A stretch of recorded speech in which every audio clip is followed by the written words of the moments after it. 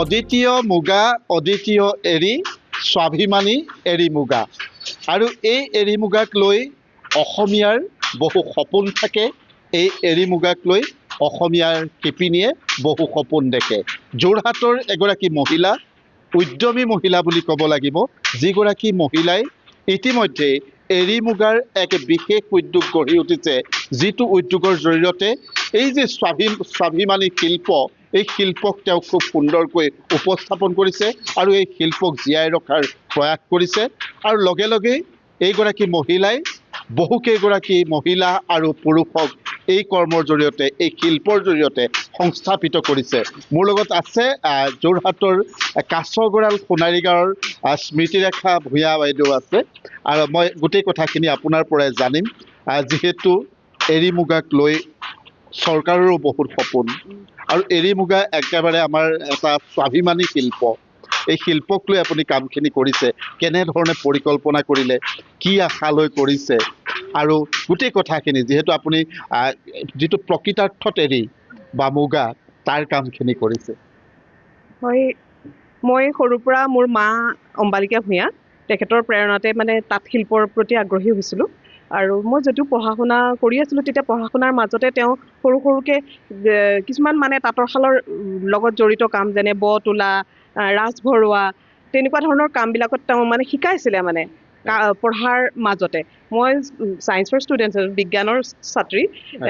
তাৰপিছতে মই বৰ্তমান কৃষি বিজ্ঞান কেন্দ্ৰ গোলাঘাটত কৰ্মৰত হৈ আছোঁ। কিন্তু তাৰ মাজতে সময়ৰ মই সদব্যৱহাৰ কৰি পেলাই এই উদ্যোগটো স্থাপন কৰিছোঁ। কাৰণ মই ভাবোঁ যে আমি অসমীয়া নহওঁ দুখীয়া, কিহৰ দুখীয়া হ'ম। সদায় আৰু এটা কথা কয়, বাণিজ্যে বসতি লক্ষ্মী। লক্ষ্মীক যদি আমি নিজৰ হাতত ৰাখিবলৈ আমি বাণিজ্য কৰিব লাগিব। কথা হ'ল, আমাৰ অসমীয়া যিখন বস্ত্ৰশিল্পৰ বজাৰ, এইখন সমগ্ৰ বিশ্বত বৰ্তমান এটা ভাল চিনাকি দিবলৈ সক্ষম। বিশেষকৈ মুগাটো অসমতেহে পোৱা যায়। অসমৰ বোৱনীয়ে যি ধৰণে মুগা বব, বেলেগে সেইদৰে বব নোৱাৰে। তদুপৰি কথাটো হ'ল কি, আমাৰ নিজৰ এটা চিনাকি আছে, গামোচা। গামোচাৰ এটা GI টেগ পাইছে, মুগা শিল্পৰ এটা নতুন চিনাকি হৈছে।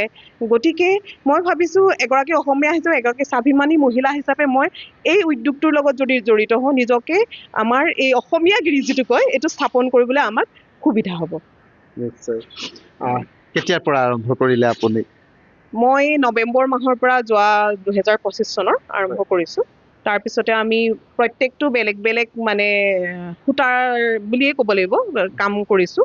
এৰী, মুগা, পাট, বৰ্তমান পাট আৰম্ভ কৰিছোঁ, পাটৰ কাম চলি আছে। আৰু বিশেষকৈ এৰী, হাতে কটা এৰী মই গোলাঘাট জিলাৰ বিভিন্ন কৃষকৰ পৰা সংগ্ৰহ কৰিছোঁ। সেইখিনিৰে আমি এৰী সূতাৰ চল তৈয়াৰ কৰিছোঁ। তাৰপিছতে যিহেতু এৰী সূতাক অহিংস সূতা বুলি কয়, মানে সেইটো এটা নতুন চিনাকি। আমাৰ আনকি প্ৰধানমন্ত্ৰী মোদী ডাঙৰীয়াই গৈ পেলাই বাহিৰতো এৰী সূতাৰ চল বেলেগ দেশৰ প্ৰধানমন্ত্ৰীক মানে উপহাৰ হিচাপে দিছে। গতিকে এইটো এটা নতুন চিনাকি হৈছে। মই সেইটো কাৰণে এৰীৰ লগত বেছি কাম কৰিছোঁ। আৰু এই ক্ষেত্ৰত মই লোকেল যিখিনি মানে স্থানীয় যিখিনি মহিলা, তেওঁলোকৰ পৰাতো আনিছোঁৱেই। তদুপৰি আমাৰ অসমৰ এটা স্থানীয় উদ্যোগ ৰুদ্ৰসাগৰ চিল্ক মিল, মই তেওঁলোকৰ পৰা যিটো প্ৰাকৃতিকভাৱে ৰং কৰা সূতা, সেই সূতাৰ মেখেলা চাদৰ তৈয়াৰ কৰিবৰ কাৰণে তেওঁলোকৰ পৰা সূতাত আনিছোঁ। দেখিছোঁ আপোনাৰ ইয়াতে বহুখিনি লোক ইতিমধ্যে সংস্থাপিত হৈ আছে, বহুকেইখন শাল আছে, সোণালী সূতাৰ শাল, আৰু লগতে দেখিছোঁ মহিলাসকলকো সংস্থাপিত কৰিছে। এটা সঁচাকৈয়ে ভাল লগা কথা।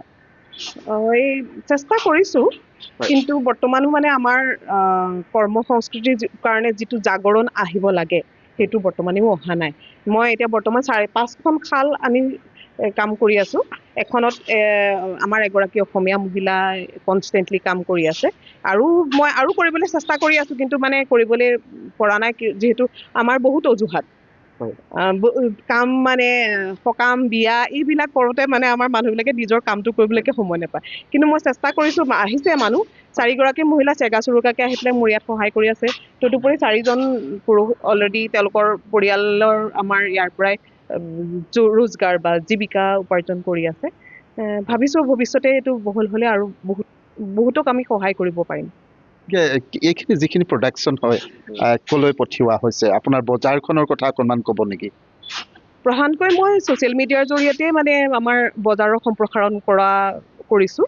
আৰু তদুপৰি আৰু নতুনকৈ ৱেবছাইট এটাও এতিয়া আৰম্ভ কৰিছোঁ। বৰ্তমানে এইটো পাব্লিছ হোৱা নাই, আমি তেনেকৈ কামটো কৰিম। আৰু আমাৰ এটা ব্ৰেণ্ড এতিয়া সেইটো মানে চালুকীয়া অৱস্থাত আছে, কামখিনি আৰম্ভ কৰোঁতে উইভিং বাৰ্ড বুলি এটা ব্ৰেণ্ড মানে আমি উইভিং বাৰ্ড হয় এটা ব্ৰেণ্ড স্থাপনৰ ব্যৱস্থা কৰিছোঁ। সেইটো হয়তো আৰু 4 মাহমানৰ ভিতৰত যিহেতু হস্ততাঁত বস্ত্ৰ মন্ত্ৰালয়ে সেইটো ক্ষেত্ৰত অনুমোদন দিব লাগে, সেইকাৰণে সেইটো এটা মানে প্ৰক্ৰিয়াটো চলি আছে। কিয় মনলৈ আহিলে আপুনি এৰী মুগা কিয় বাছি ল'লে? এৰী মুগা বুলিয়ে নহয়, এৰী মুগা নুনিৰ কামো কৰিছোঁ মই, আৰু বেলেগ পাটৰ কামো কৰিছোঁ। মই ভাবিলোঁ কেলে এইবিলাক কৰিলেহে আমি অসমীয়াই নিজক মানে নিজৰ ভেটিটো বেছি মজবুতকৈ মানুহক দেখাব। বৰ্তমানে অকণমান থৰক ভৰক হৈছে বুলি নিজকে যেন কেতিয়াবা অনুভৱ হয়, কোনো ক্ষেত্ৰতে, সকলো সময়ত নহয়। সেই কথাৰ কাৰণে ভাবিছোঁ নিজকে যদি আমি ষ্ট্ৰং নকৰোঁ, নিজকে আমি সবল হিচাপত স্থাপন নকৰোঁ, হয়তো আমি কেতিয়াবা আমি হাৰিও যাব পাৰিব পাৰোঁ মানে। সেইকাৰণে ভাবিছোঁ নিজকে অলপ সবল হিচাপত স্থাপন কৰোঁ, সেইটোৱে মোৰ মূল উদ্দেশ্য। মই আপোনাৰ লগত আৰু কথা পাতিম। মই প্ৰথমতে কিছু আচলতে এই যি আচলতে শিল্প, তাঁত শিল্পৰ তেওঁ যিসমূহ নিপুণতাৰে কাম কৰিছে, সেই মই অলপ দেখাইছোঁ। ইতিমধ্যে আপুনি কাষৰ স্ক্ৰীণত দেখিছে গোটেই পৰিৱেশটো, আৰু এইসমূহ ইতিমধ্যে তেওঁ প্ৰস্তুত কৰিছে।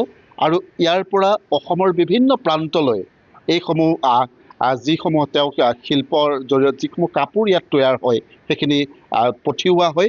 মই শশাংক বৰদলৈ আছে, যিগৰাকী দিনে নিশাই তেখেতৰ লগত লাগি থাকে।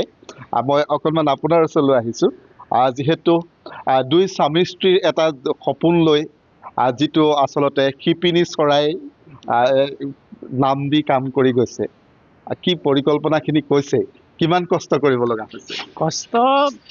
কষ্ট কৰিব লাগে বাৰু, নলগা বুলি নকওঁ, কিন্তু চালেই হয়। বস্তুখিনি চালে অকণমান আইডিয়া এটা লাগে, কেনেকৈ মানে সূতাটো কোনটো সূতা কোনটোৰ লগত মিলিব, বা কেনেধৰণে কৰিলে হ'ব। কেতিয়াবা এতিয়া সোণালী সূতা যিটো মুগা সূতাৰ যিটো কথা কয়, মুগা সূতাটোৱে অকণমান আহুকাল কৰে বুলি কয়। আহুকালটো একচুৱেলি কৰে, খুব সূক্ষ্মভাৱে কৰিলে কিন্তু সেই আহুকালবোৰ নাইকিয়া হৈ যায়। আৰু য'ত নিজৰ এটা বস্তু নহয় জানো, মুগা, অসমৰ পাট, সেই কথাবিলাকে মনলৈ আহিলে আৰু এওঁ ক'লে যে কামটো কৰোঁ, ভাল হ'ব। ঠিক আছে, সময় অকণ আমি দিব লাগিব, দিম আৰু সময়, তাৰ মাজতে কৰি আছোঁ এনেকৈ। নিশ্চয়। আৰু ধন্যবাদ জনাইছোঁ, দুয়োজনকে ধন্যবাদ জনাইছোঁ। এয়া আছিলে স্মৃতিৰেখা ভূঞা, শিপিনী চৰাই। খুব ধুনীয়া এটা ব্ৰেণ্ড কৰিছে, আৰু এই ব্ৰেণ্ডটোৰ জৰিয়তে অসমৰ যি আচলতে স্বাভিমানী পাট মুগা, সেই পাট মুগা কেৱল মাত্ৰ অসমত আবদ্ধ নাৰাখি ইতিমধ্যে বিশ্বৰ বুকুত জিলিকি আছে অসমৰ এৰী মুগা, পাট মুগা। আৰু সেই আচলতে শিল্পক বিশ্বৰ বুকুত সদায় জিলিকাই ৰাখিবৰ কাৰণে তেওঁলোকৰ এই প্ৰয়াস। আৰু তেওঁলোকে এই প্ৰয়াসৰ জৰিয়তে কেৱল মাত্ৰ নিজৰ উপাৰ্জন নহয়, আন 10জনক উপাৰ্জনৰ পথ দেখুৱাইছে। লগতে কিন্তু এই যি শিল্পক লৈ প্ৰতিজন অসমীয়া গৌৰৱী, সেই শিল্পক কিন্তু খুব সুন্দৰৰূপে জীয়াই ৰখাৰ প্ৰয়াস কৰা পৰিলক্ষিত হৈছে।